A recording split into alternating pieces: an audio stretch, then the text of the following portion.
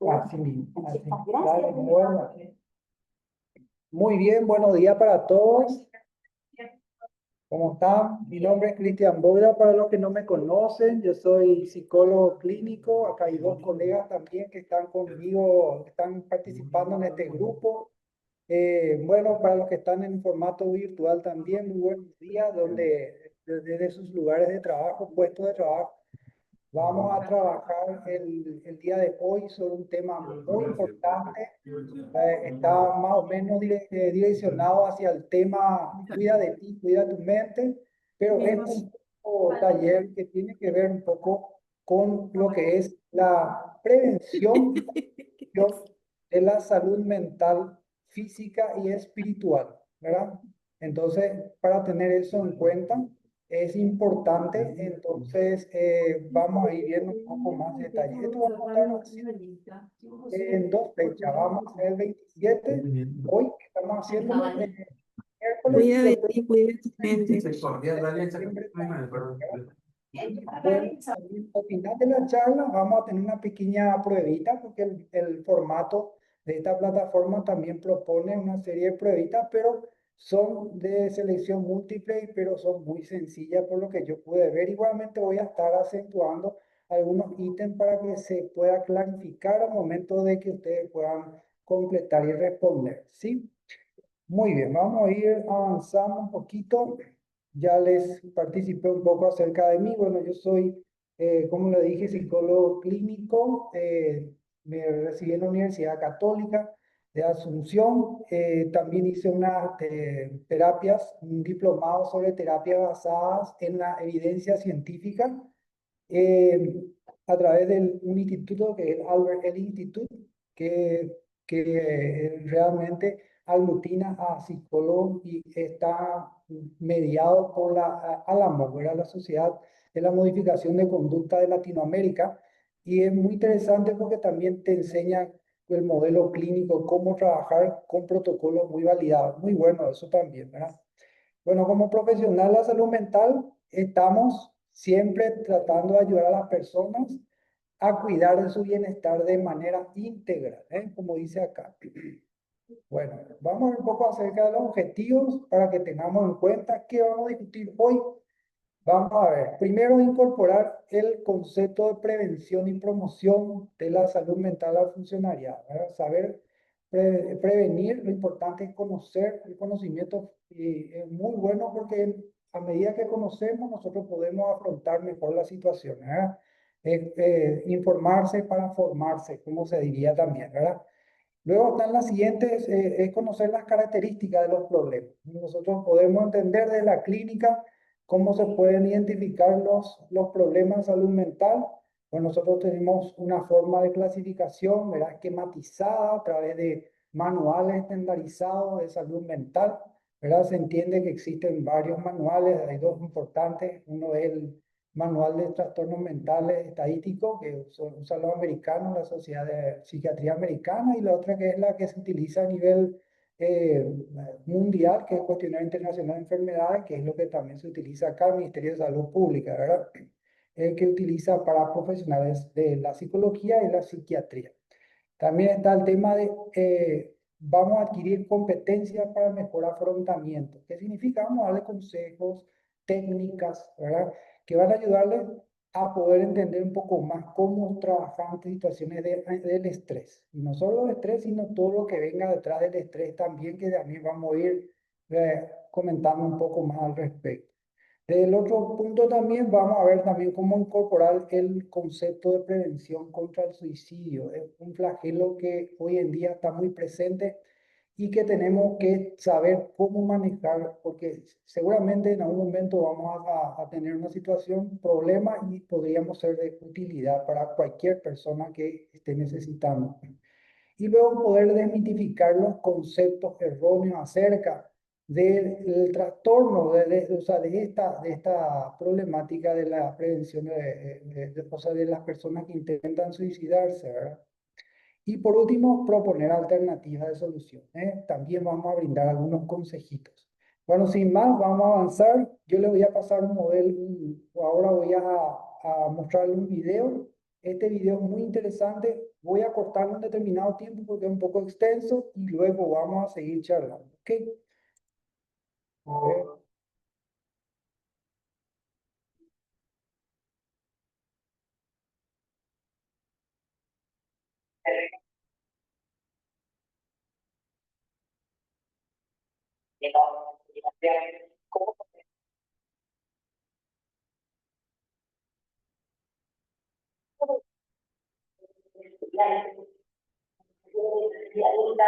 Pero de trabajo lo que trabajes es que tenés unas nociones básicas de cómo funcionas tú como ser individual y cómo funciona la mente humana y el organismo humano en general.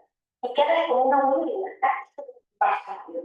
Si tú eres de los que tienes problemas de espalda, tienes que saber que tu momento de estrés y tu espalda es la que te va a mandar señales de eso. Si de repente eres de los que tienes visión borrosa o de los que tienes cambios en la piel o de los que te cambia el aparato intestinal o de los que somatizas a nivel neurológico que tiembla el párpado o se te duermen las manos, vas a entender mucho mejor el funcionamiento de tu cuerpo y de tu cuerpo. Primero, conciencia de todo. ¿Quién soy yo? ¿Cómo es mi forma de ser? ¿Soy libre? ¿Soy sensible? ¿Soy impulsivo? ¿Soy excesivo? ¿Soy perfeccionista? ¿Yo doy muchas vueltas a todo? ¿Soy desconfiado? ¿Soy dependiente de la opinión de los demás? ¿Soy inseguro? Y a nivel psicológico, quizás en los que tengo ansiedad, ataques de pánico, me pongo triste. Y hacer un pequeño diagnóstico de mí para investigar cuáles son los factores que me estresan, cuáles son los factores que me ponen en favor de verdad. Pueden ser personas, cosas, recuerdos, momentos, circunstancias, pero cuando uno conoce cuáles son los factores de estrés, vas a ver cómo se transforma tu personalidad ante el estrés. Por ejemplo, el sensible, cuando está bajo el factor de estrés, se convierte en una persona muy vulnerable. Para subir a nuestra para subir a la el tímido, cuando está bajo factores de estrés, se bloquea. El impulsivo, bajo factores de estrés, es más agresivo. El que le da hacer las cosas, bajo factores de estrés, es más obsesivo, un gran pensamiento estúpido. El perfeccionista, cuando está estresado, tiene una sensación de satisfacción vital, porque nada está a la altura de lo que quiere. Cuando entiende su cuerpo, cuando entiende su personalidad, es más fácil.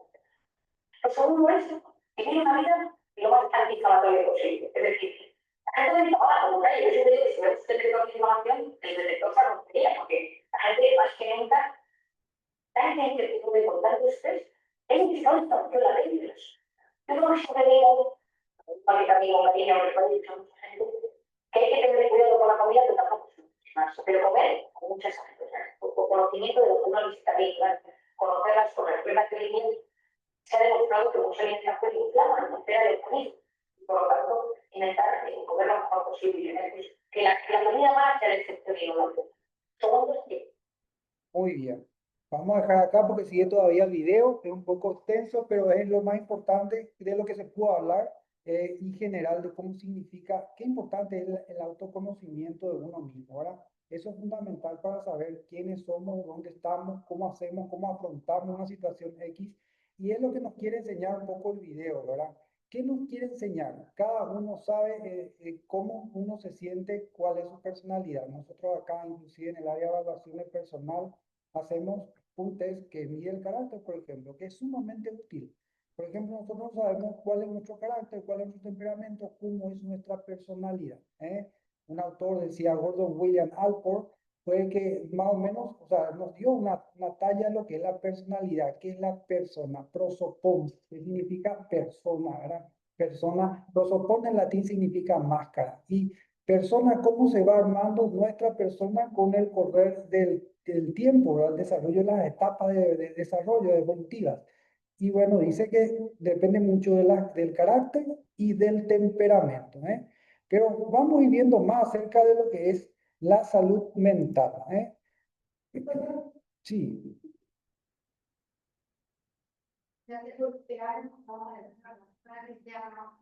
sí, no, ya no tendremos más visualización de videos, ¿sí? Bueno, pero vamos a ir. Dice, definición de la salud mental según la OMS, la Organización Mundial de la Salud, ¿verdad? Es el organismo que regula todo a nivel mundial, pero también nosotros dependemos de la FAO, ¿verdad? Que es la Organización Panamericana de la Salud. pero están también aglutinando con la misma perspectiva, ¿verdad? ¿Qué significa? Vamos a la definición. Es un estado, la salud, es un estado de completo bienestar físico, mental y social, y no solamente la ausencia de enfermedades, de afección a enfermedades. ¿Eh? Qué importante es entender el concepto. No solamente se trata de lo mental, es completo, un completo bienestar. Y una importante consecuencia de esta definición es que considera la salud mental como algo más que la ausencia de trastornos o discapacidades mentales. Las fallas en el cuidado de la salud mental pueden convertirse en un factor de riesgo para las condiciones físicas crónicas. O sea, qué importante es cuidar lo que yo pienso, lo que yo pienso va a determinar lo que yo siento, cómo yo voy a actuar, ¿verdad? Y eso va a impactar físicamente en mi forma de vida diaria. Pero ahora hay que saber un poco más. Vamos a entrar un poco en lo que significa dentro del área laboral. Cómo es cuidar la salud mental de los trabajadores es esencial para promover un entorno laboral saludable y productivo. Entonces, qué importante es saber cuidar la salud mental, saber qué pensar, qué decir, qué callar, cómo hablar, ¿verdad? Y bueno, para eso hay que también definir lo que es el estrés. También nuestro organismo que regula toda la OMS y este define que el estrés es como un estado de preocupación o tensión mental generado por una situación difícil. Todas las personas tenemos un cierto grado de estrés, ya que se trata de una respuesta natural a las amenazas y a otros estímulos. Es la forma en que reaccionamos. El estrés es lo que marca el modo en que afecta a nuestro bienestar. Importante saber que muchas veces nosotros tenemos un cierto grado de tensión y ese grado de tensión, como dice la definición de la ansiedad, es una forma de generar la preocupación. ¿Por qué? Porque hay una amenaza. Cuando hay tensión en el cuerpo, se traduce de manera física y eso es porque nuestro cuerpo, nuestro cerebro, en línea más específica, está recibiendo el mensaje de alguna amenaza, una amenaza que puede ser del entorno. De hecho, cuando nosotros tenemos ansiedad, cierto grado de tensión es útil y es necesario. Por ejemplo, si vamos a cruzar la calle, una persona que no tiene un grado de tensión básico no va a poder poner sus sentidos en alerta y entonces puede que sea atropellado por otro vehículo que pase cuando que intente cruzar la calle. Es necesario cierto grado de tensión, pero un exceso en la tensión durante un determinado tiempo o más del tiempo de lo normal ya puede generar una dificultad en la forma de percibir las cosas. Es más, el cerebro ya lo va a tomar como una situación amenazante y ante una situación amenazante se siente en peligro y va a buscar la manera de cómo tratar de equilibrarse de manera natural, ¿verdad? Ante ese tipo de respuestas o estímulos. Esos estímulos vienen muchas veces desde afuera, como decía la compañera, ¿verdad? Puede ser que sea el malentendido con otra compañera que le generó cierta tensión, ¿verdad? Por la interpretación que tiene acerca de lo que piensa y siente, ¿verdad? Y que muchas veces nosotros nos tomamos muy a pecho aquello que dice la otra persona, ¿verdad? O creemos que va destinado a nosotros, ¿verdad? Aquel acto de la persona o aquella forma de hablar quizá con mucha emocionalidad, de manera muy descalificadora y despectiva, y que nosotros tenemos que ver la manera de saber cómo nosotros administrar ese tipo de pensamiento. Hay pensamientos que vienen de afuera y bueno, y eso generan ciertamente estrés, porque nosotros puede ser que nos adjudiquemos algo que viene, que en realidad es de la otra persona y que no es nuestro. Qué importante es cuidar en ese sentido también la salud mental, ¿verdad? Acá vemos también que existen factores, factores predisponentes que puedan agravar los problemas de salud mental. ¿Cuáles pueden ser? Y las condiciones biológicas, ya sean innatas o adquiridas, el medio ambiente psicológico y el medio ambiente social. ¿A qué se refieren con las partes biológicas innatas o adquiridas? Hay personas, por ejemplo, que de manera innata tienen cierta predisposición, ¿verdad? Hay algunas personas que ya nacieron con alguna dificultad fisiológica, ¿verdad? Y que eso también les resulta como una limitante, ¿verdad? Tuve el caso de pacientes que tuvieron ya desde el nacimiento problemas ya con la epilepsia, ¿verdad? O con otro tipo de trastornos, y otros que fueron adquiridos por alguna lesión, una lesión orgánica. Por ejemplo, un motociclista que va por la calle, tiene un accidente y tiene se golpea la cabeza o se rompe la cabeza. Al hacer los estudios, probablemente, y surgió esto en un estudio de caso, esa persona tuvo una lesión en la parte frontotemporal, que sería la parte del frente derecha más o menos de la cabeza, temporal derecho, y luego de haber sido una persona, de lo que antes era una persona tranquila, apacible, luego empezó a comportarse de manera irritable, ¿verdad? Esto obviamente que al hacerse los estudios neurológicos se detectó que esa persona pues tuvo una disfunción a partir de una lesión orgánica generada por una situación adquirida, que fue el accidente. Entonces tenemos que saber también que existen situaciones externas que puedan generar también una lesión en el organismo, y hay que ver, hay que trabajarlo, cuidarlo, hacer los estudios de rigor que hagan falta. Después está el medio ambiente psicológico. Importante es tener ese ambiente psicológico estable, y eso también parte por nosotros, la forma de cómo nosotros conocemos y cómo creemos y cómo interpretamos eso. Eso es también interno y tiene mucho que ver con la forma como nosotros nos hablamos, cómo nos decimos también, y también cómo nosotros nos convencemos de lo que nosotros sabemos y hacemos, ¿verdad? Eso también va a determinar nuestras capacidades y nos va a ayudar también a saber de lo que la otra persona puede que esté diciendo, ya sea desde una descarga emocional o de algo que realmente me sirva a mí para mi crecimiento personal, que tiene que ser también una manera de saber recoger lo que pasa por mí, que realmente puede ser una dificultad, una inhabilidad, ¿verdad? Y que requiere un entrenamiento para adquirir la destreza, ¿verdad? Pero que muchas veces cuando la otra persona viene y te quiere decir, quizá la manera en cómo te dice no viene, no te llega, pero el contenido del mensaje puede ser muy válido, muy útil, ¿eh? Por eso es importante generar ese ambiente psicológico, pero ya desde uno mismo, digo yo, desde la forma de pensar. Sí. O sea, cuando uno tiene, la persona tiene un carácter, entonces hay una manera de controlar, sabiendo que de repente yo tengo bastante estrés, tengo un carácter un poco fuerte, hay una manera de controlar eso sin una medicación.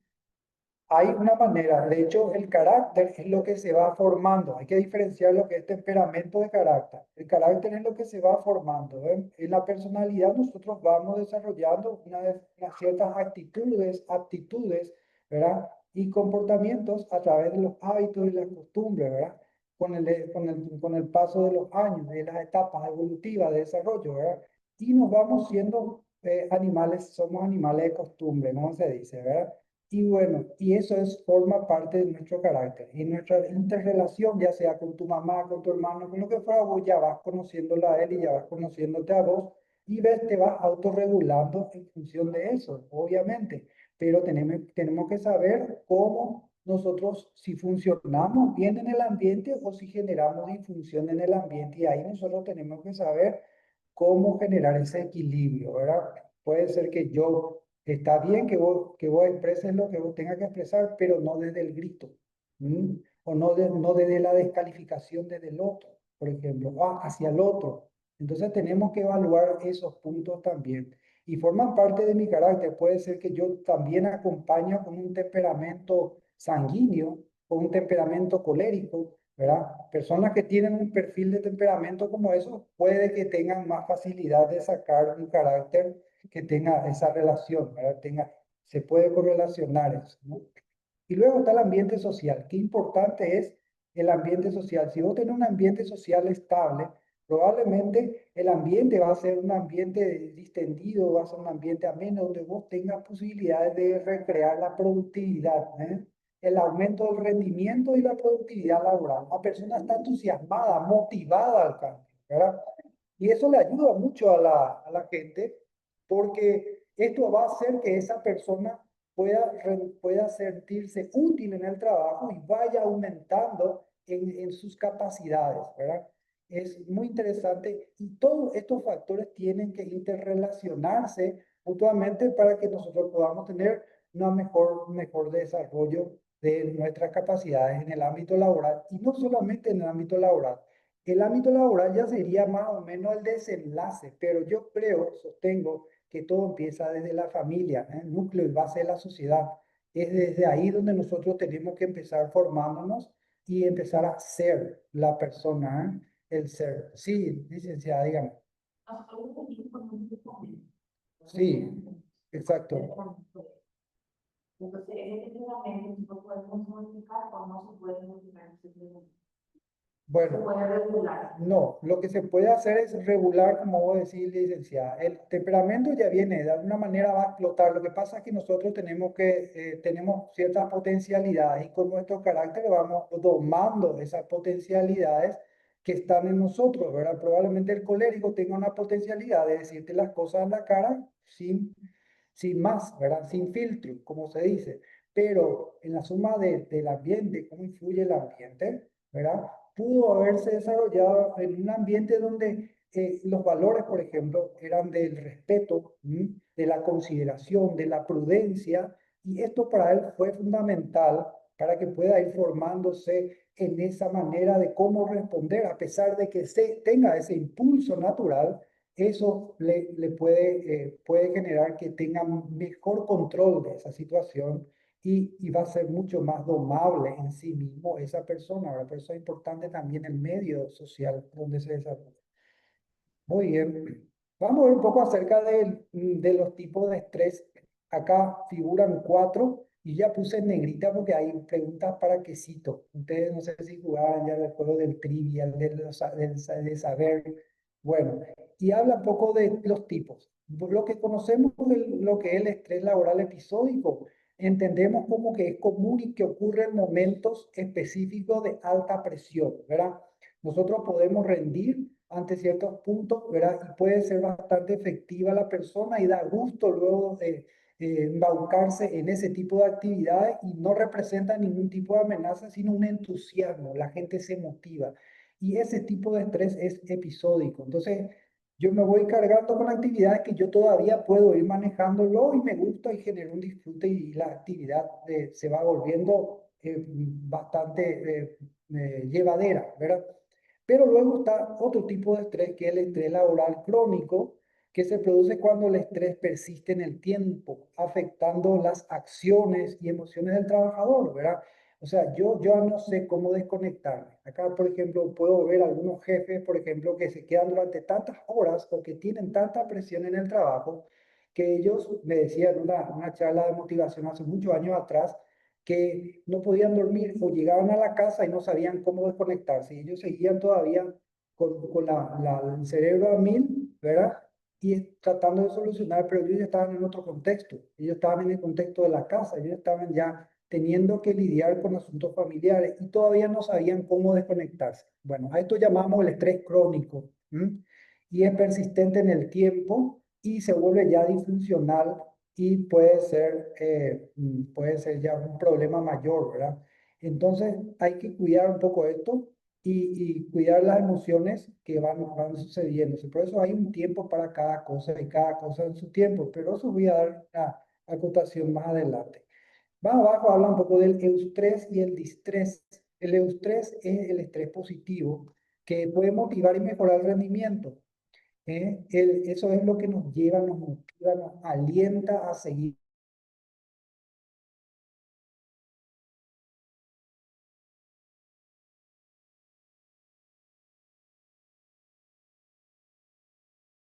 De repente ellos tienen mucha ansiedad precompetitiva y ellos ya no saben cómo lidiar con eso. Me tocó hacer una pasantía en un club de primera división y en ese momento vi que había jugadores, inclusive de 15 años, 14 años, que se sentían superados al momento de entrar a la cancha y eso estaban pasando por un momento de pensamiento negativo tan fuerte que le impedía a ellos poder desenvolverse de manera natural y espontánea y utilizando la técnica con la que ellos estaban siendo entrenados en todo momento, vivían entrenando, pero no podían superarlo. Entonces eso les superaba y les controlaba, ¿no?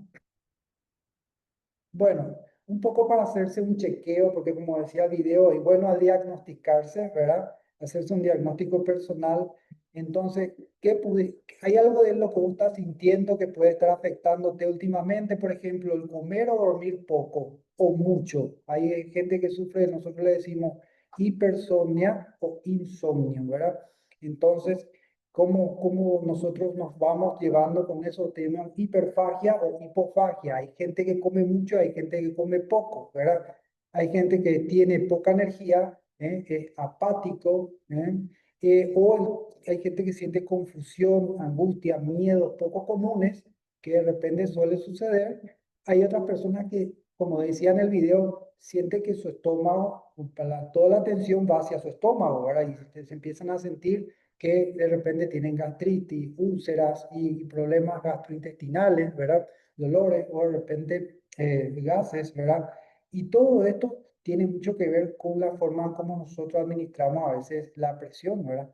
No puedo completar la tarea cotidiana, ¿verdad? Hay gente que, por ejemplo, cuando pasa por un nivel de ansiedad, la ansiedad hace que uno se nuble y que se bloquee. Como decía, el tímido se bloquea, pero también cuando hay mucha ansiedad, eso tiene una explicación fisiológica, ¿verdad? El cerebro llega un momento en que vos recibís un mensaje del entorno, de afuera, y el cerebro lo primero que hace es llevar el mensaje por redes neuronales a un centro que el primero que recibe es la parte de la emoción, ¿verdad? Entonces, es el aparato límbico, donde suceden todas las emociones. Y ahí es donde se dan las primeras reacciones, por eso nosotros tenemos la tendencia a reaccionar de manera impulsiva, ¿verdad? Y eso es lo que nosotros tenemos que ver cómo generar de que primer mensaje o esa primera red neuronal a la que está llegando no sea la única que es la que por la que tengamos que optar, emitir una respuesta, sino que tratemos de esperar un poco más y que vaya a otra parte que es la parte frontal, donde se sucede el análisis, ¿verdad? Entonces, en la parte del cerebro frontal, ¿verdad? Es donde nosotros podemos procesar mejor la información y ahí donde se sucede el análisis, la lógica, el pensamiento, es ahí donde yo voy a poder tener mejor una perspectiva, un panorama. Por eso es bueno a veces respirar profundamente, esperar, ¿verdad? Y luego poder actuar, pero con una manera un poco más controlada, ya teniendo una mejor perspectiva de la situación. Bueno, si sentiste algo de esto o estás pasando por varios de estos síntomas, entonces significa que estás teniendo un episodio de estrés, ¿verdad? O de ansiedad, estás pasando por ansiedad. Bueno, ahora vamos a ver un poco algunos consejitos para mantener la salud mental, ¿eh? Qué bueno, vamos a ver qué dice. Reconocer las emociones, ¿eh? Un paso más allá sería entender el mensaje que nos está queriendo transmitir esa emoción, que estamos experimentando. Tenemos 5 emociones básicas en el ser humano, que es la alegría, es el miedo, la tristeza, la rabia o el enojo, la vergüenza. Y de eso se va desprendiendo todas las otras emociones, ¿eh? Hay emociones que son positivas, hay emociones que son negativas y hay emociones que son neutras. Por ejemplo, la sorpresa, ¿eh? Es una emoción neutra, no se sabe si es positivo o negativo, pero lo que tenemos que cultivar es, o sea, no podemos eludir ninguna emoción, no podés aguantarte. O sea, yo prefiero que si tenés que expresar una emoción negativa, como la rabia, la tristeza, la vergüenza, lo tengas que expresar, pero sepas cuándo, dónde, cómo y con quién expresar.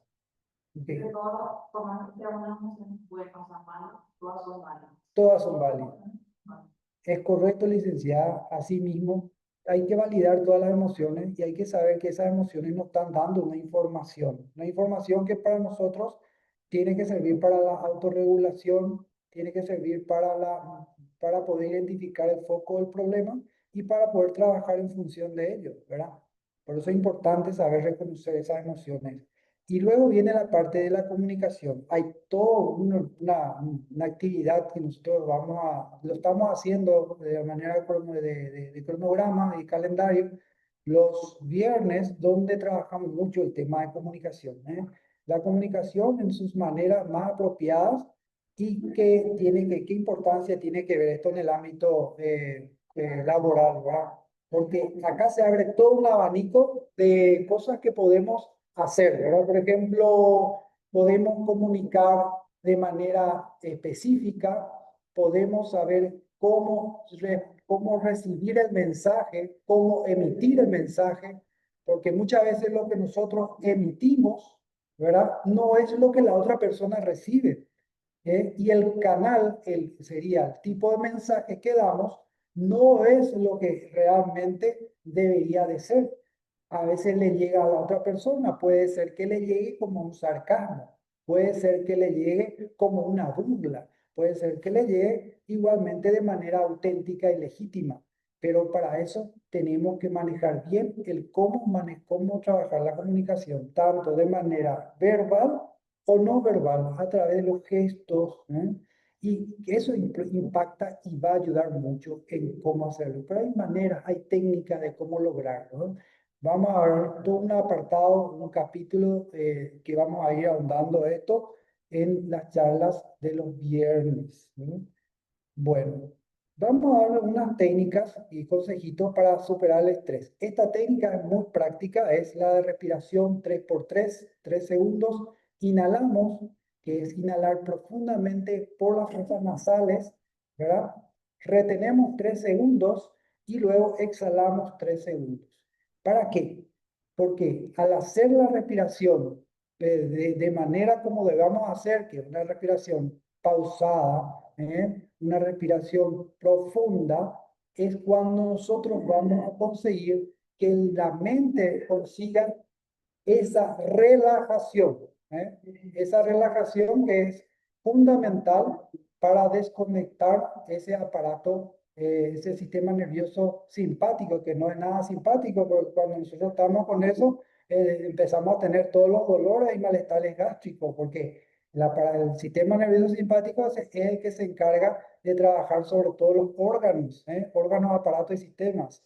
Por eso es que nosotros tenemos taquicardia, tenemos sudoración, tenemos palpitación, tenemos ganas de micción, de ir al baño, tenemos los famosos ataques de pánico. Entonces, o presión arterial alta o baja, y esa desregulación, ¿verdad? Entonces, para trabajar eso. Entonces se respira profundamente por la nariz, se carga el aire, se retiene 3 hasta 5 segundos y luego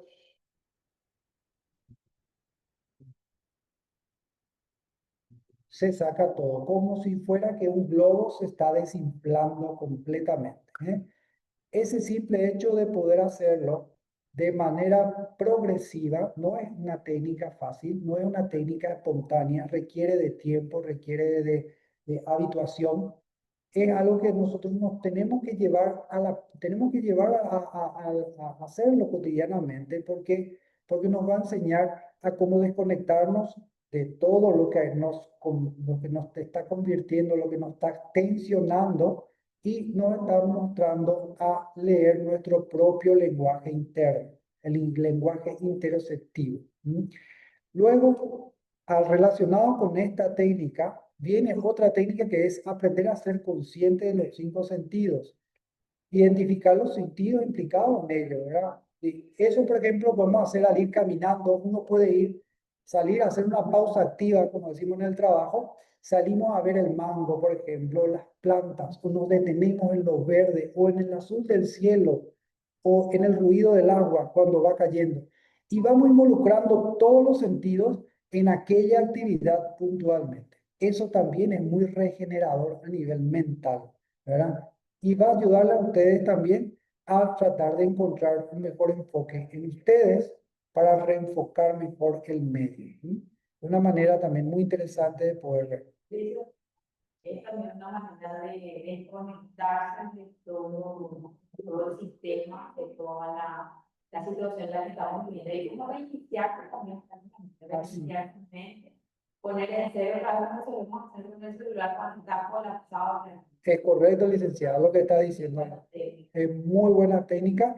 Y es como le digo, o sea, no es algo que es súbito, uno ya lo aprende y ya está, no, requiere de habituación, requiere de llevarlo a una práctica progresiva donde todos los días uno por disciplina tenga que involucrar esa actividad como una actividad más, ¿eh? Y es buenísimo trabajarlo, como dice la licenciada, la colega, es volver a hacer un backup al cerebro. Es sumamente regenerador en todo sentido. Y todo lo verde, todo lo que significa la naturaleza, pues también tiene su sentido de ser. El verde, por ejemplo, no da cansancio de vista, al igual que el cielo, ¿verdad? Entonces, por algo está diseñado, para algo ya está diseñado de la misma manera. Hay que acompasar ese criterio.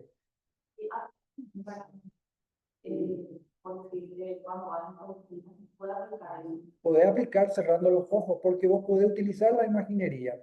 Si en el micro vos estás cargado de gente o es de noche y de repente no podés ver bien, o estás de día y estás hacia la ventana y ves el cielo, podés enfocarte en el cielo, ¿verdad? Y una persona que se enfoca con una precisión bastante desarrollada, pues puede hasta eludir los sonidos que hay en el ambiente. ¿Verdad? ¿Por qué? Porque ya supo cómo abstraerse de esa realidad perturbadora quizás, pero justamente a eso es lo que hay que llamar la habituación y la disciplina, a que eso sirva para que puedan entrar en un contacto íntimo entre eso que vos querés involucrar y tu mundo interno. ¿Mm? Muy bien. Luego está el punto de la potencia, la potencia, la empatía, ¿verdad? La capacidad de los individuos a ser empáticos y de poder sintonizar pensamientos y sentimientos de otras personas. ¿Eh? Eso es una gran fortaleza, es una actitud que hay que desarrollar y también hay valores que también tienen que acompañarse de paso con eso, ¿no? Por ejemplo, nosotros tenemos que entender que venimos de familias muchas veces desgranadas, familias que vivieron situaciones muy desgraciadas en algunos casos, o de familias disfuncionales en otros, donde una mamá se separa del padre y el hijo es producto de esa separación y es muy traumático, y probablemente sea mi compañero así porque vivió una vida muy difícil. ¿Eh? O tuvo un padre que era alcohólico, o fue víctima de un abuso o de una violación, y eso le llevó a ensimismarse o encerrarse en uno mismo y se vuelve mucho más vulnerable. ¿Eh? Entonces tenemos nosotros que desarrollar la empatía en función de eso. Conocer un poco, no chisme, no, sino que conocer de manera auténtica, genuina, la situación problema, ¿eh? Y tratar de ser lo más útil posible. No generar el chismerío para perjudicar al resto, no generar la ñañacería, sino por el contrario, ser funcional, tratar de apoyar y ayudar, y nosotros mismos entender que si esa persona es así o es asado, es por algo, y tiene que ver con que no tuvo quizá las mismas oportunidades que nosotros. ¿Eh? Y que nosotros estamos en un mejor escenario, pero también tenemos que estar dispuestos a ponernos sus zapatos y colaborar para ayudarle a pasar mejor esa situación. Habilidades para superar el estrés. Siga una rutina diaria. Decía la colega también que tenemos que tener una buena educación financiera. La persona que sabe educarse en los gastos, pues también va a tener una mejor salud mental, porque ya va a saber qué cosas son cosas superfluas que no son necesarias de lo que sí son necesarias. Primera necesidad, ¿verdad? Saber medir lo que es urgente, inmediato, de lo esencial. Y eso, por ejemplo, es importante. También tener un registro diario de actividades. Eso también nos enseña a poder controlar y entrar en el régimen. Hay personas que hacen su agenda de actividad laboral, pero no siguen su agenda. ¿Eh? Eso habla, la verdad que habla de un estado pobre de autoestima, porque esa persona no cree que puede lograr y no tiene el control sobre sí misma. ¿Eh? una persona se vuelve mucho más eficiente, altamente eficiente, efectiva, si es que puede llevar a cabo una agenda y puede cumplir la agenda. Es más, cuando una persona está con una ansiedad, se recomienda que bajo el influjo de los bloqueos mentales que puede tener, se pueden llevar a cabo porque es una persona que está pasando por momentos de ansiedad extremo, es altamente recomendable el uso de agendas para ayudarle a sobrellevar esa situación, problema que está viviendo. Bueno, por otro lado, llevar una dieta saludable, lo que decía la doctora Marian Rojas Tapé, la psiquiatra española que nos dio ya lo que más o menos nos hace bien, ¿verdad? Evitar todo lo que sea los polvos blancos, sería las harinas, la sal, azúcar, ¿verdad? El almidón, pues todo lo que se hace y se coma en exceso hay que cuidar. Inclusive personas que sufren de hipotiroidismo, ¿verdad? Pues van a desarrollar mayor predisposición a tener otros problemas relacionados, ¿verdad? O sea, problemas ya que van a ir cronificando ese problema físico, ese problema, esa condición de salud. Y bueno, luego viene el tema de no pasar demasiado tiempo en noticias, importantísimo. Hoy en día las noticias nos lanzan un montón de mensajes negativos y muchas veces perturbadores. Y lo que hacen es gatillar la ansiedad, ¿verdad? ¿Por qué? Porque la ansiedad está definida como temor sin objeto, decía un profesor de psicopatología. Y el temor sin objeto, yo me estoy preparando ante una situación que yo no sé si va a suceder o no, pero yo ya estoy cargando mi mente de esa negatividad, ¿verdad? Robos, asaltos, muertes, ¿verdad? Y todo eso yo estoy decidiendo verlo. Tengo que aprender a tomar mejores decisiones, tengo que saber cortarlo, tengo que saber en qué canales puedo entrar o qué películas puedo ver o qué situaciones tengo que hacer para poder tener una mejor condición de salud mental. O si no, yo mismo estoy predisponiéndome a tener condiciones de ansiedad. Y eso también es negativo, pero esto es algo que yo sí puedo hacer por mí mismo. ¿Qué capacidad tengo de autogestionarme? Hay que entrenarse.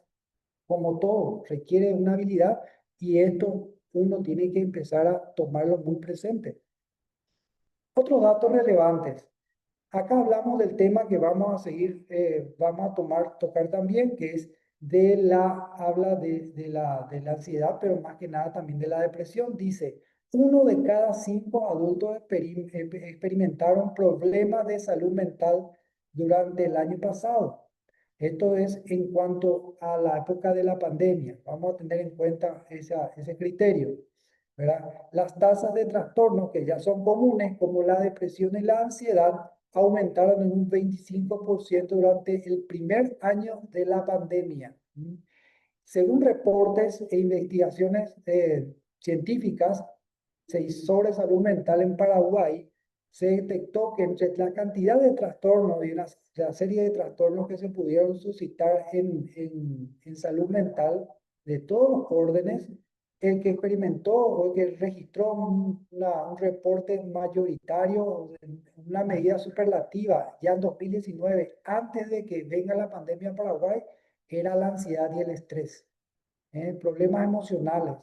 Y eso también iba después acompañado de problemas del estado de ánimo, o sea, personas que sufren un trastorno depresivo, bipolares también. Entonces, esto ya estaba luego presente en nuestra sociedad, y luego se fue empeorando luego de la pandemia. Hay gente que realmente colapsó, los centros hospitalarios de salud mental colapsaron durante la pandemia porque mucha gente experimentó crisis de angustia, los famosos pánicos, ataques de pánico, ¿verdad? Y bueno, de alguna manera esto fue gigantándose también con los problemas de salud física, ¿no? Bueno, según los datos de la Dirección General de Información Estratégica en Salud, ¿verdad? En los últimos 5 años se produjeron alrededor de 2.400 suicidios. Esto tiene relación con la depresión, ojo, ¿eh? Y solo en 2020 hubo 497 suicidios, siendo la segunda causa de muerte violenta en Paraguay. Imagínense, después de los accidentes de tránsito ya vienen los suicidios, ¿verdad? Algo que nosotros podemos prevenir. Tiene que ver con la autolesión. Hay personas que lastimosamente no encuentran la salida y terminan por autoeliminándose, ¿verdad? Autoeliminarse. Muy bien, hablemos acerca de ello. Hablemos acerca del suicidio. ¿Cómo podemos ayudar a alguien que se encuentra, que puede ser, que es un suicida o una que está con intento de suicidio, o planeación o ideación o fantasía? ¿Y cómo podemos salvar una vida? Bueno, una persona suicida no puede pedir ayuda, porque, pero eso no significa que no necesite ayuda. Hay personas que realmente cuando están en una situación así, cree que es absurdo, cree que en sus pensamientos, tiene pensamientos negativos, recurrentes, y está convencido de que ya no tiene que comunicar a nadie, sino que tiene que vivir su dolor de manera personal, ¿verdad? Entonces, eh, tenemos que tratar de comunicarnos, de estar presente, vivir, estar con la persona, apoyar, ¿verdad? Pero vamos a ir viendo con más detalle eso más adelante, ¿eh? Las personas que se quitan la vida no quieren morir, solo quieren dejar de doler. Hay una dolencia, ellos tienen un dolor que es interno, que es personal y que es extremo. Y nosotros desde afuera no podemos entender y dimensionar porque no estamos en una situación límite como la que ellos están, ¿verdad?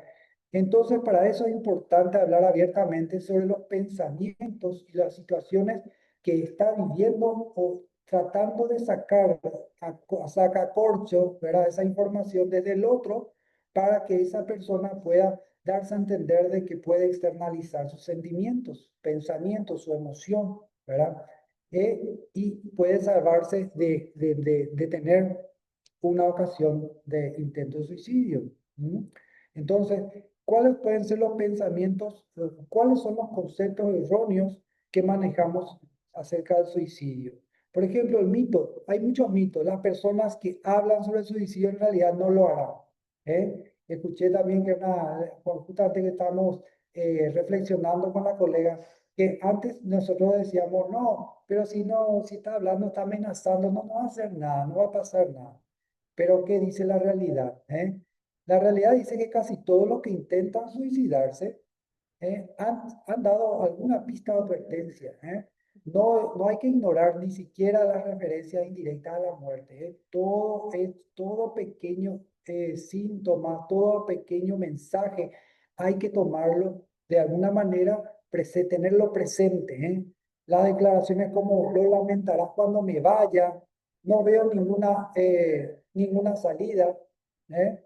Sin importar cuán casualmente o en broma diga. Puede indicar serios sentimientos suicidas, ¿eh? Y cuidado con los sentimientos, porque esos sentimientos después van a poder transferirse o traducirse a una acción, ¿eh? Y ojo, el sentimiento, todo empieza con una emoción, la emoción, eso perdura en el tiempo, se convierte en un sentimiento y luego el sentimiento ya puede producir una acción, ¿verdad? Y yo ya me comporto en la línea en como yo siento y pienso. Cuidado. Exacto. El adolescente está, es cierto, a veces el adolescente, los padres como que quieren ya, creen que a veces tenemos todo por sabido, que conocemos a nuestros hijos, entonces decimos, bueno, quiere llamar más la atención.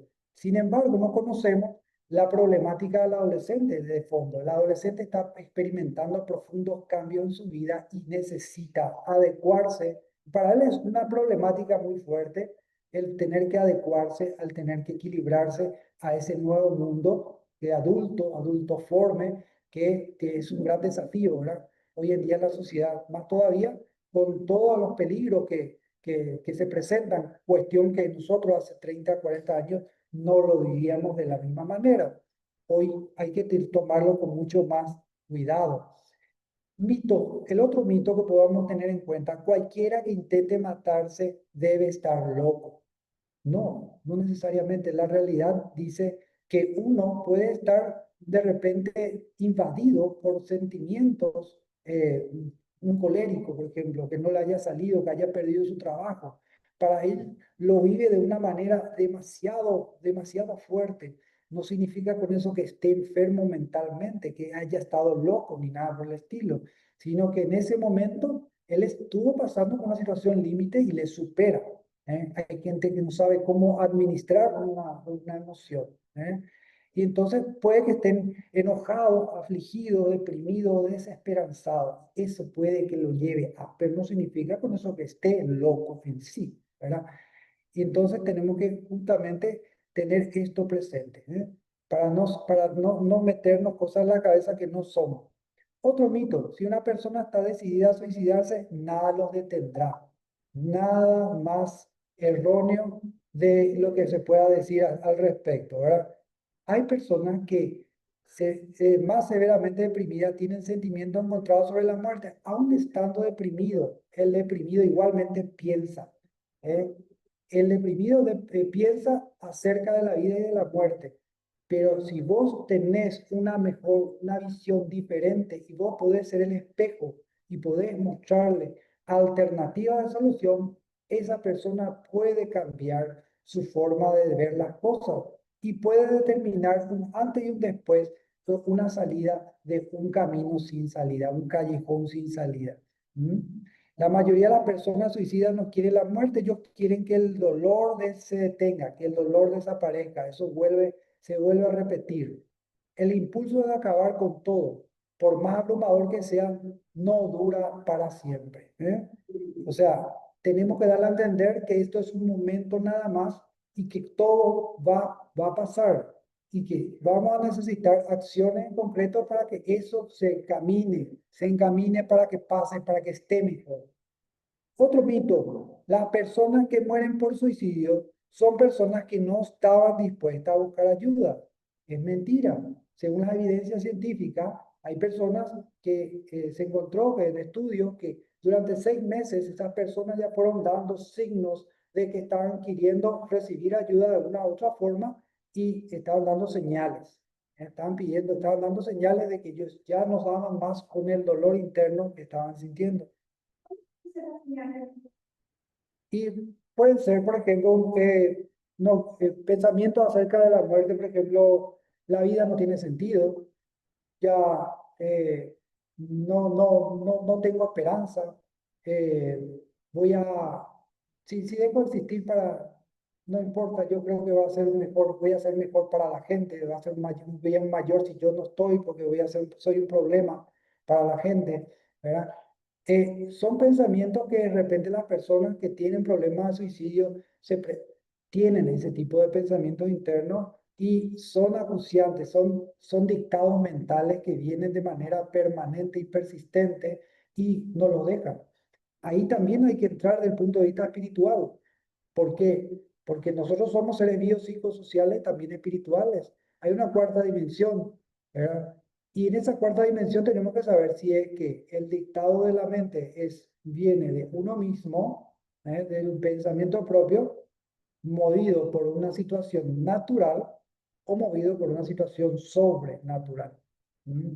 Y ahí está donde nosotros tenemos que saber discernir si es que lo sobrenatural no es producto de algo que nosotros nos hayamos o contaminado o de repente hay una persona que nos haya hecho algún tipo de trabajo, inclusive, ¿verdad? Y que no podemos descartar. Obviamente yo al menos voy a hacer una autorrevelación como profesional, que es una técnica que se utiliza, la autorrevelación. Provengo de una familia católica de formación carismática.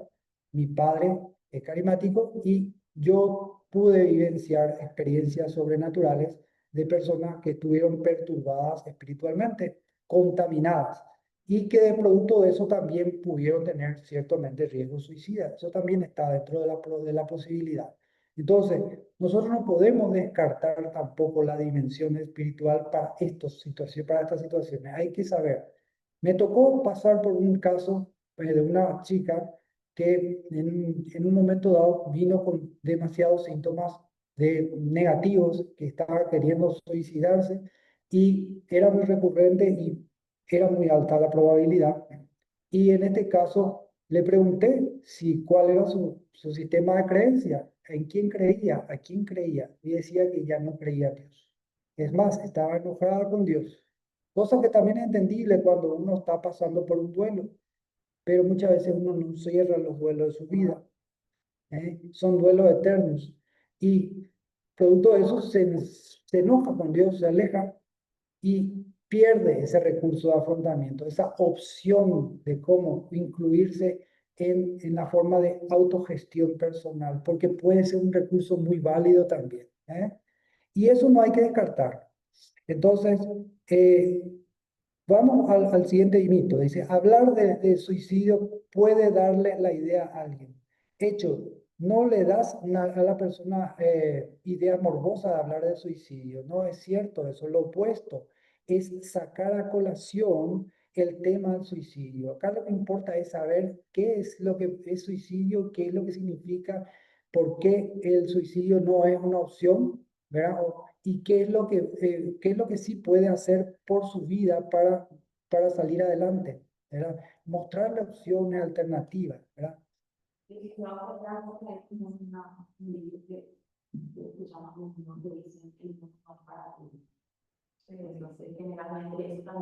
Sí, cuidado con esas frases. Nosotros compramos, nosotros adquirimos con mucha facilidad frases que en realidad nos tiran para abajo. El mundo no es para débiles.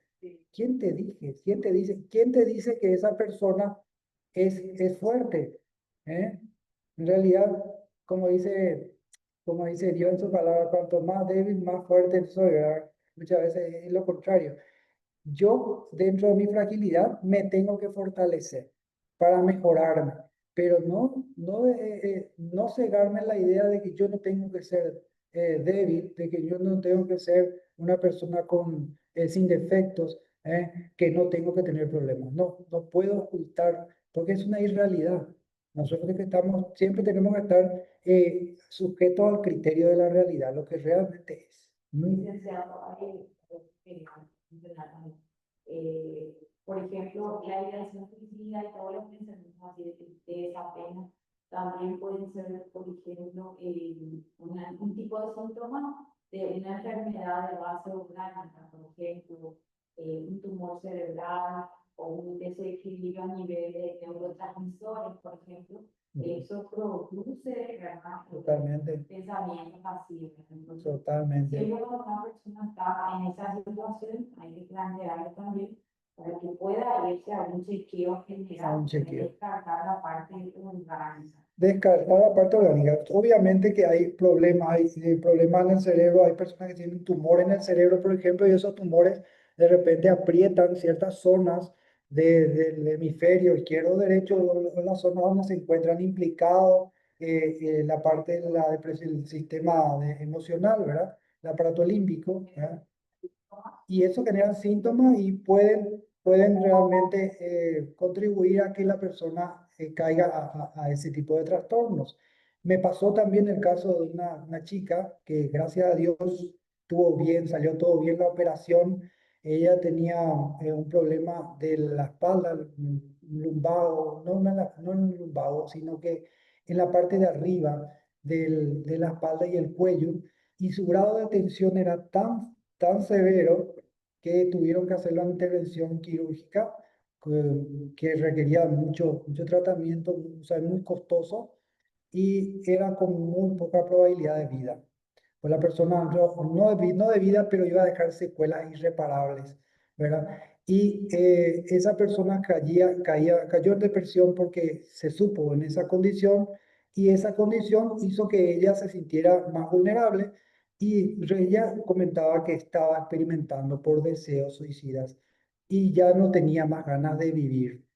Entonces, ¿qué pasó? Se tuvo que trabajar en ella todos los pensamientos, la calidad de pensamiento, los sistemas de creencia de ella y empezar a trabajar también la vivencia espiritual que me permitió, con el permiso de ella, que yo pueda ahondar en esos temas y eso de alguna manera le ayudó a ella a recuperarse. Es más, hay un testimonio sobrenatural que puedo contarlo fuera de la charla, que tiene que ver con esa vivencia espiritual, ¿verdad? Y que de hoy en día ya tiene una mejora considerable de esos síntomas. Muy bien, vamos a ver otro tema que dice acá, señales de advertencia. Es operada de aneurisma cerebral. Ok. En mi caso, por ejemplo, yo me estabilicé a los pies de Dios. Es más, yo le pedí perdón. O sea, yo quería que Él me dé una respuesta positiva.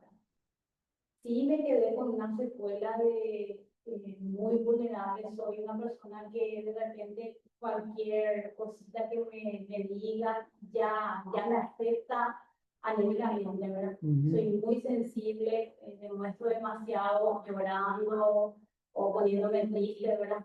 Claro. Esa es mi situación médica, o sea, que mi persona, ¿verdad? De repente no puedo todavía yo superar eso porque me cuesta. Bien, Cuesta mucho. excelente. Gracias por la valentía y la acotación. Sobre el punto, es importante tener en cuenta de los reportes similares a los que ella está mencionando de personas que han sido operadas del corazón, por ejemplo, también el aneurisma tiene relación con eso. Experimentamos mucha más sensibilidad ante el medio y ante las cosas. Esto es algo que se da en en muchas personas. Y bueno, como que también nos pareciera ser que puede tener una segunda oportunidad de vida y esa segunda oportunidad de vida es la forma que se sensibiliza para poder vivenciar de manera más profunda, más auténtica y de tener en cuenta lo esencial. No, a veces nosotros no valoramos la vida, sino cuando estamos al borde de perderla. ¿Eh? Y esto para ella seguramente es un mensaje donde ella empieza a sentirse quizá mucho más, empieza a sentir y darle más valor a su vida. Bien, vamos a seguir. Dice, entre las señales de advertencia es hablando de suicidio, cualquier conversación sobre suicidio, muerte, daño autoinfligido, hay que tener en cuenta, como por ejemplo, él desearía no haber nacido, como decía la pregunta de la señora, ¿cómo puedo saber?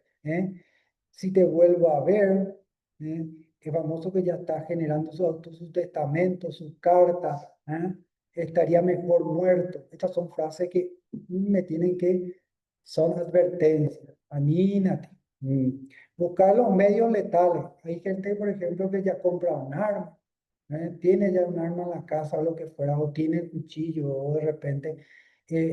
Ya eso, por ejemplo, son también señales que tenemos que tener en cuenta. Hay que tener cuidado con eso.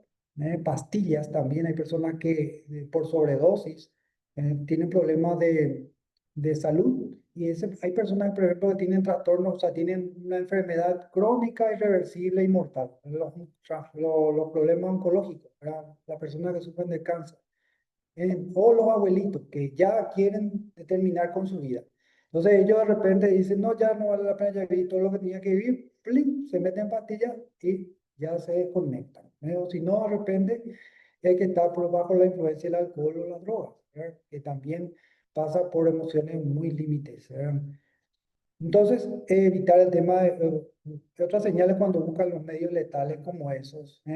Sentirse sin esperanza para el futuro, sentimiento de impotencia, de desesperanza, de estar atrapado. Una persona que pierde el trabajo, que pierde el matrimonio, que pierde, qué sé yo, que se cambia del país, que perdió sus familiares, la catástrofe.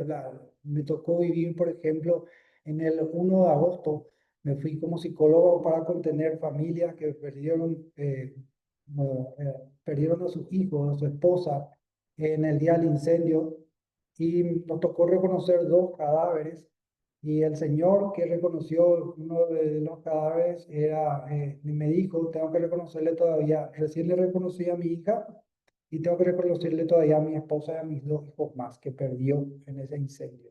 Esa fue una de las víctimas de las que pudimos estar ese día. Y obviamente personas así son personas que están desesperanzadas en una catástrofe. Cuidado con el tema hoy en día, por ejemplo, tenemos situaciones extremas. Por ejemplo, perdemos la casa en San Pedro, se voló todo el techo. ¿eh? Los fenómenos climáticos son terribles últimamente, ¿no? Y eso también puede generar desesperanza. Ojo, pero aún así no se pierde la esperanza. Paraguay es muy hospitalario, tenemos que saber cómo abrirnos y generar también la forma de ayuda. Otro punto, preocupación por la muerte. foco inusual en la muerte, en morir, ¿verdad? Escribir poemas o historias de muerte, ¿verdad? A mí me enseñó una persona que cuando yo estoy medio tristongo, no tengo que poner música medio romántica. ¿Por qué? Porque me va a enseñar, lo que estoy haciendo es dándole pie a la emoción de mi tristeza. ¿Para qué? Yo me quiero auto-infligir dolor si yo puedo tener otra manera, mejor manera de estar. Yo tengo que proponer.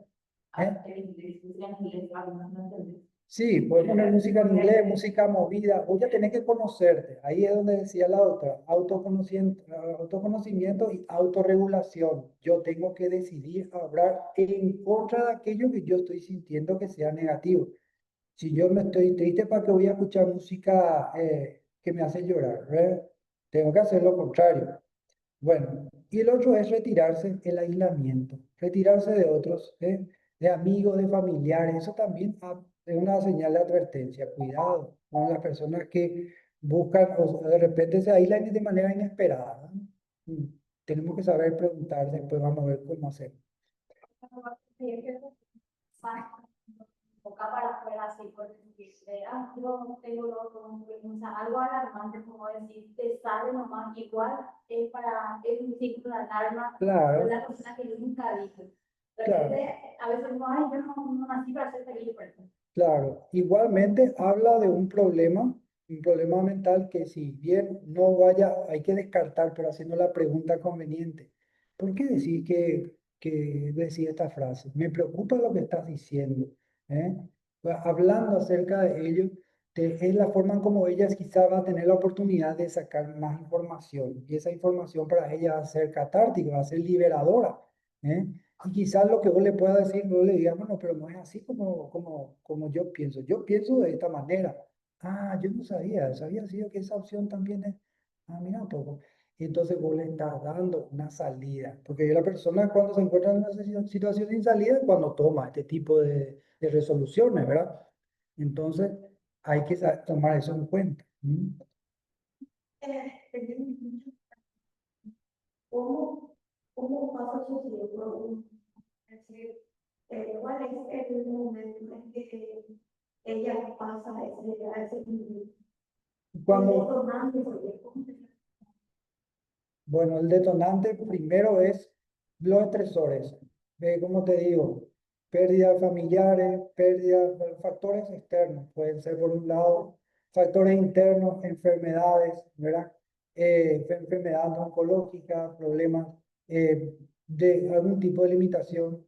De repente pierde una pierna, pierde una mano, ya no quiere más vivir, ya se siente incompleto. Imagínate una persona que, por ejemplo, tenía mucha se detenía mucho en la estética. Todo era bello, lindo para ella, tenía que estar pipí, cucú, gana, y de repente le queman la cara con aceite. Su cara se ve totalmente como un monstruo. ¿Eh? Obviamente, ¿qué deseo va a tener? ¿Qué pensamiento va a generar ella? Y va a tener detonantes, y eso van a ser detonantes como para que ella misma, si no tiene, yo digo que tiene mucho que ver la red de apoyo. Si tu familia, si tu mamá, si tu papá no es cercano, no está atento, si tu hermano no es atento y no está pendiente, no está recibiendo esa conexión en interpersonal, no tiene esa cercanía. Entonces, eso también son predisponentes para aumentar los riesgos, ¿verdad? Todo influye. Es más largo, es más fácil, bien hace que una persona pueda detonar a llegar a un suicidio.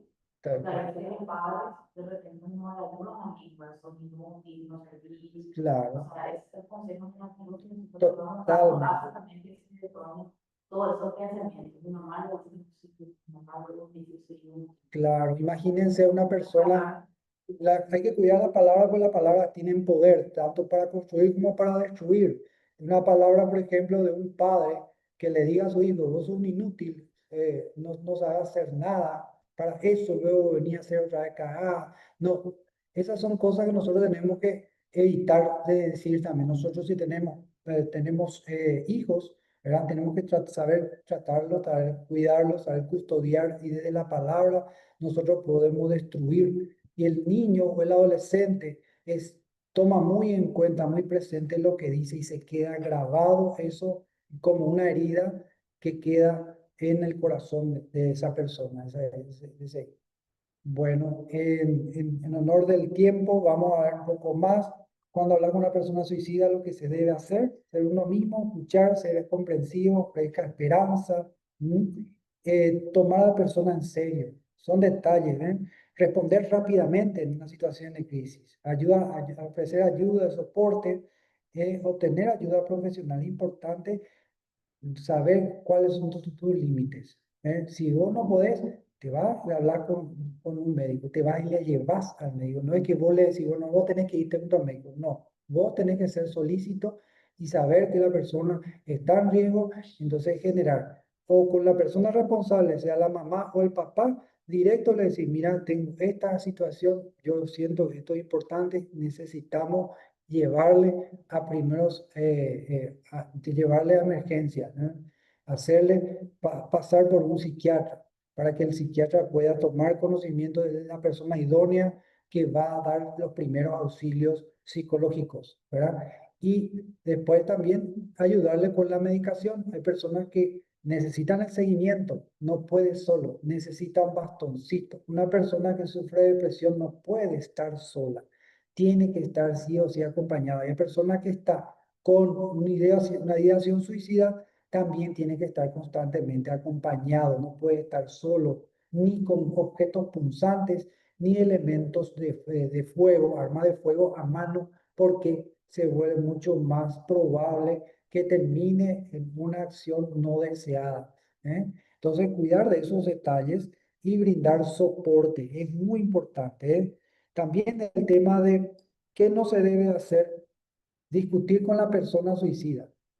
Al discutir con la persona suicida, entonces, eh, lo único que estamos es agigantando la rabia, el enojo que puede generar y eso puede detonar en la acción ineludible, ¿verdad? Entonces, y evitar cargarle con a la autoimposición. Vos tenés que estar bien, vos tenés que recuperarte, vos vas a salir adelante, ¿verdad? No, tenés que escuchar más y tratar de que sacar y entender un poco desde él qué es lo que está pasando. No entiendo, vos sabes que realmente a mí, yo sé que es doloroso, que está sufriendo, que es difícil este momento, ¿verdad? Enseñarle un poco, darle tu perspectiva y darle ese soporte de escucha activa, ¿eh? Trata de ponerte un poco en esa situación, no responsabilizarte, ¿m? No responsabilizarte yo me responsabilizo contigo, no, él es responsable de su vida, pero él tiene que implicarse a su cambio personal, ¿eh? El cambio empieza por él y no, ¿por qué? ¿Qué va a pasar si vos te responsabilizas? ¿Qué pasa si él toma la medida drástica? Vos te cargas con culpa, ¿eh? Entonces no vaya a decir lo que no vas a poder. No hace falta responsabilizarse, va a decirle, mira, estoy aquí, vamos a hacer, yo te voy a hacer de soporte en lo que está, en la medida de mis posibilidades, pero vamos a estar mejor, vas a estar mejor. Después, por ejemplo, dice acá, actúe conmocionado. Hay que discutir el valor de la vida. Lo importante que es el valor de la vida y la forma como uno lo puede decir. Inclusive puede decir, pero con el corazón, tratar de ser uno mismo. Tratar de decir las cosas desde lo más íntimo de tu ser, ¿verdad? Ser auténtico cuando vas a hablar, ¿verdad? Y la promesa de confidencialidad. ¿Qué es lo que no debe hacer cuando hay promesa de confidencialidad? No te vayas a preocupar, yo no le voy a avisar a nadie, no le voy a decir a nadie. No se puede. Cuando una persona está en riesgo de suicidio, se quebranta la confidencialidad y el secreto profesional y se debe develar la información para salvaguardar la vida de él o la de terceros. Esos figuran en el código de ética y en la ley del psicólogo. Tenemos que develar la situación. Si ustedes ven que hay una persona que está bajo amenaza y le pide no contar, tienen que ser claros ustedes con él. Y decirle, no, esto es grave, esto necesito develar, esto es importantísimo, es tu vida la que está en juego. Bueno, fresca forma de solucionar los problemas, dice acá, no se trata de cuán malo es el problema, sino cuánto hiere, cuánto le hiere a él. Entonces, no se trata de ver el problema, no se trata de ver la magnitud de lo malo que es el problema. Mira, terrible lo que está pasando contigo, tal cosa. Esto es insoportable, no puede ser así contigo. El famoso no, o el deber de. Nosotros le cargamos a la gente cuando le decimos deber de. Vos tenés que estar bien, vos tenés que superar esto. ¿Cómo que vas a estar así? ¿Eh? No, cuidado con esas palabras que de repente lo que hacen es imponerle a él una emoción en la que él se siente herido, se siente vulnerable y no se le puede, al contrario, no estás pudiendo ponerte en su lugar, ¿no? Hay que saber ponerse en el lugar del otro. Ofrezca ayuda y soporte, importante, y ofrecer un oído comprensivo, atento. Hay que saber, él no está solo, que le importas, que él importa para vos, él es importante. Hay que ofrecer eso. Hay que también tener en cuenta la ayuda profesional, la ayuda en caso de emergencia. ¿A dónde acudo? ¿A quién acudo? ¿Dónde acudo en caso de emergencia? Bueno, y acá tenemos las líneas del 155, articulada con los servicios de emergencia, como son el 911, el SEME, Servicio de Emergencia 141, y el Fono Ayuda, que es el 147. Estos son números de emergencia, ¿verdad? También están los otros contactos, como son los bomberos voluntarios, que ya sabemos que es 132, y hay una línea que es el celular también que está utilizándose de momento para este tipo de actividades. No está disponible, no, hay una línea que ahora mismo no está disponible, que no, sería la 137, es la que no está disponible en este momento, entonces se le da un número de celular. Pero por lo otro, todos son números a los cuales vos podés acudir 24 horas los 7 días a la semana para asistir de manera inmediata a la persona que sufre o que tiene un problema de salud mental. Muy bien. En líneas generales, creo que también hay otros profesionales que tenemos en la institución que pueden orientarte en caso de situaciones de crisis de estrés. Ellos son, en la clínica médica está Wilson Rivero, psicólogo clínico, también con enfoque humanista, y él está por la tarde, ¿verdad? De 13 a 19 horas. La licenciada Irma Talavera también está por la tarde, ella es psicóloga clínica con enfoque en terapia cognitivo-conductual, trabaja con niños, adolescentes, adultos, eh, y está en la Coordinación General de Bienestar Social y Desarrollo del Personal, que depende de Recursos Humanos. También está la colega Laura González, ella es la compañera que hace poco se incorporó también con nuestro equipo de Bienestar Social. Ella es psicóloga con con terapia sistémica, una terapia muy efectiva para cónyuges, para parejas y para familias.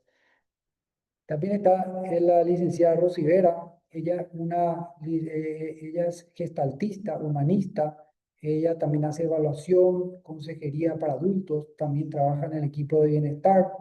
La licenciada Mirta Chamorro, ella también es terapeuta para niños y ella también es psicóloga, neuropsicóloga, es otra especialidad también muy interesante y que es muy necesaria para esa población de niños y adolescentes. Y por último está la licenciada Blanca Vera López, ya también tiene psicóloga clínica y es muy buena para el tema de orientación para adolescentes y adultos. Finalizamos con esta pregunta: ¿cómo podemos contribuir en nuestro ambiente de trabajo para mejorar las prácticas de salud mental en líneas generales, ¿verdad? Si nos preocupamos por nuestra salud física, ¿por qué no hacemos lo mismo con nuestra salud mental? ¿Eh? Entonces, eso también nos quedamos con esa pregunta. Y acá la parte filosófica: ¿por qué solamente los físicos? Nosotros solamente buscamos el ser corpóreo porque buscamos muchas veces la superficialidad. Los aspectos de la estética y la belleza están muy incorporados en nuestra sociedad, pero eso no es lo que cuenta, no es lo único. Tenemos que también valorar lo intrapsíquico, lo que pasa por nosotros, nuestra persona en sí, ¿verdad?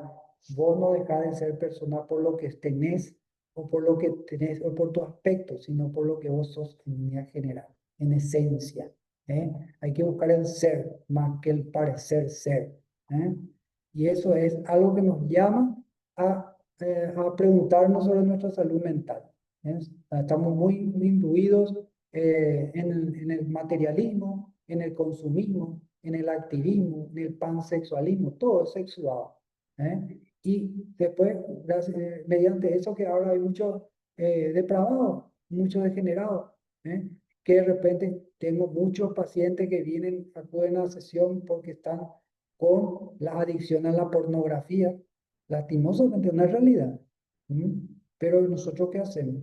Y es porque estamos imbuidos por todo este tipo de realidades. Tenemos que saber que tenemos que saber cuál es la diferencia entre uno y otro y buscar encontrar nuestro centro, nuestra esencia. ¿Quiénes somos? Muy bien. Esto ha sido todo desde acá. Estos son los números de contacto para cualquier situación que amerite del área de salud mental en nuestra institución. Y sin otras más cosas que decir, esto ha sido todo. Muchísimas gracias por este momento de charla que tuvimos hoy. ¿Ya? Que tengan ustedes muy buen resto de jornada. Muchas bendiciones. No, de nada. Para la consulta de estos profesionales sería a través A través de bienestar social. Si el número de bienestar social, el 776, el 4, para, sí, para el agendamiento pertinente. Sí.